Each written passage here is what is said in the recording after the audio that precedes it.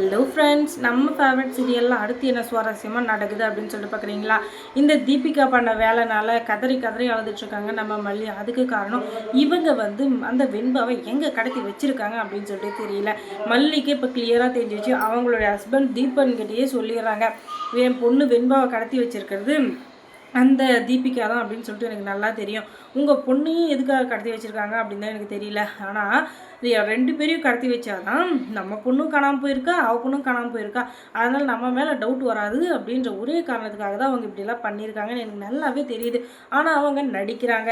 என் பொண்ணு கிடைக்கக்கூடாது அப்படின்றதுக்காக தான் உங்கள் பொண்ணை கடத்தி வச்சுட்டு அவங்க நடிச்சிட்டு இருக்காங்க அப்படின்னு சொல்லிட்டு தெளிவாக சொல்லிடுறாங்க. அதுவும் இல்லாமல் கண்டிப்பாக இந்த ஒரு கஷ்டமான சூழ்நிலையிலேருந்து என் பொண்ணை நான் மீட்டு கொண்டு வந்தே தீருவேன். ஏன்னா இவங்களுடைய இது என்றைக்குமே பழிக்காது. ஏன்னா இவங்க நம்ம பண்ணுற எல்லா தில்லுமுள்ளு விளையாட்டுக்கும் நமக்கு யாரோ ஒருத்தர் ஹெல்ப் பண்ணிடுறாங்க. அது மூலிமா நம்ம தப்பிச்சிடுறோம். நம்மளை யாராலையும் எதுவும் பண்ண முடியாது அப்படின்னு சொல்லிட்டு ஒரு தலகணத்தில் சுற்றிட்டு இருக்காங்க. ஆனால் அது எத்தனை நாளைக்கு அப்படின்னு சொல்லிட்டு நானும் பார்க்குறேன். ஏன்னா அவங்க ரொம்ப ஓவராக தான் போயிட்டுருக்காங்க அப்படின்னு சொல்லிட்டு இவங்க சொல்ல, என்னப்பா இப்படியெல்லாம் பேசிகிட்டு இருக்கீங்க, எல்லாமே ஒரு இதுக்கு தான்.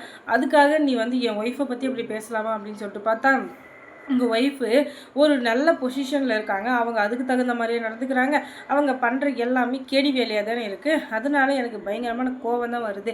அதுவும் இல்லாமல் அவங்க பண்ணுற வேலைக்கு கண்டிப்பாக தண்டனை கிடைக்கணும். ஆனால் என்ன பண்ணுறது, அவங்க எதுவுமே நம்மளை யாரும் பண்ண முடியாதுன்ற தலகணத்தை சுற்றிட்டு இருக்கிறதுனால அவங்கள எதுவுமே பண்ண முடியல.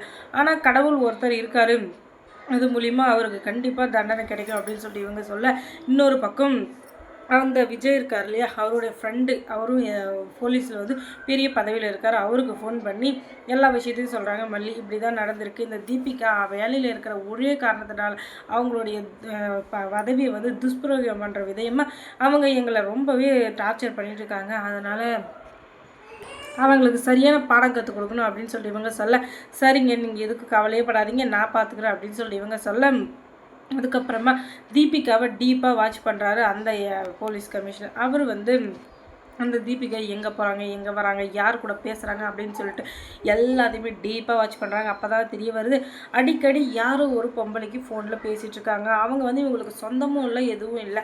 ஆனால் ஏதோ ஒரு காரணத்துக்காக அவங்க பேசுகிறாங்க. அது பிஸ்னஸ் டீலிங் அப்படி இப்படின்னு சொல்லிட்டு பார்த்தாலும் அவள் பிஸ்னஸ் செய்கிற ஆளும் இல்லை. அவள் ஒரு ரவுடி பொம்பளை. அவங்ககிட்ட என்ன பேச்சு அப்படின்னு சொல்லிட்டு அவங்கள வாட்ச் பண்ணுறப்ப தான் தெரிய வருது, வேறு எதுவும் இல்லை, வெண்பாவை கடத்தி வச்சுருக்குது அந்த பொம்பளை தான்.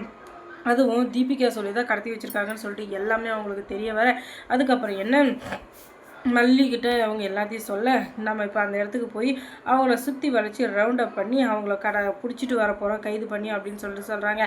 சரிங்க சார், கூடிய சீக்கிரமே அதை செய்யணும். ஏன்னா அந்த தீபிகா சரியான கிரிமினல், அவங்கள நம்பவே முடியாது. எப்போ என்ன வேலை பண்ணுவாங்கன்னு சொல்லிட்டு யாருக்குமே தெரியாது. அதனால் அடுத்து அவங்க ஒரு மூவ் பண்ணுறதுக்குள்ளே நம்ம எப்படியாச்சும் வெண்பா குட்டியை காப்பாற்றிடணும் அப்படின்ட்டு இவங்க சொல்ல, சரிங்க நீங்கள் எதுக்கு கவலையப்படாதீங்க, நம்ம பார்த்துக்கலாம் அப்படின்ட்டு அவங்க இந்த இடத்துக்கு போகிறாங்க. அங்கே போய் எல்லாருமே சேர்ந்து அந்த பொம்பளையையும் தீபிகாவையும் கையும் களவுமாக அரெஸ்ட் பண்ணிடுறாங்க. அதுக்கப்புறம் அவங்களால தப்பிக்கவே முடியல. அதுக்கப்புறம் ரோட்டோட அவங்கள கைது பண்ணி தரன்னு இழுத்துன்னு வராங்க. எவ்வளோ தைரியம் தான் இப்படிப்பட்ட வேலையை பார்க்குவோம். அதுவும் போலீஸ்ன்றவங்க இவங்க மக்களுக்கு உதவி பண்ணுற ஒரு கடவுள் மாதிரி. அவங்களே இப்படி ஒரு தப்பாக பண்ணால் மற்றவங்க எப்படி அவங்கள மதிக்குவாங்க? இதுக்கு மேலே இந்த வேலை நீ பண்ணுறதுக்கு நான் அனுமதிக்கவே மாட்டேன். ஏன்னா உன்னுடைய ஆட்டம் இதோட முடிய போகுது. எத்தனை நாளைக்கு உன்னோட ஆட்டத்தை பார்த்துட்ருக்க முடியும்? நானும் பார்க்குறேன், கொஞ்சம் நஞ்சமாக பண்ணுறேன், ரொம்பவே ஓவராக பண்ணுறேன். அதனால் எனக்கு இன்னையோட முடிவு கட்டுறேன் அப்படின்னு சொல்லிட்டு தரன்னு இழுத்துட்டு போகிறாங்க. அதுக்கப்புறம் என்ன, மல்லிக்கு இப்போ தான் விடிவு காலம் வந்த மாதிரி இருக்குது. ஏன்னா அவங்க பொண்ணையும் காப்பாற்றிட்டாங்க.